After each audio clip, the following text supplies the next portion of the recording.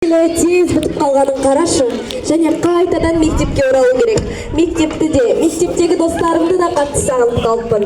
Бірақ мектепке барып сабақ оқуды есіме түсірсем, жаным қатты қынжылады. Ну что ты так официально? Школа и школьные уроки – это очень важно и необходимо. Но в школе есть еще и перемена. И сегодня ребята пришли отдохнуть, побыть в приятной компании. Ну и, конечно, окунуться в прекрасный мир искусства, творчества и праздника.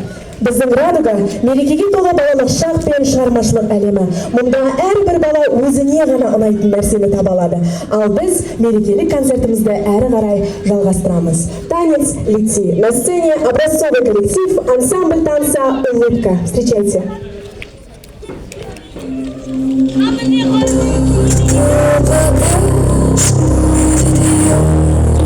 Just need to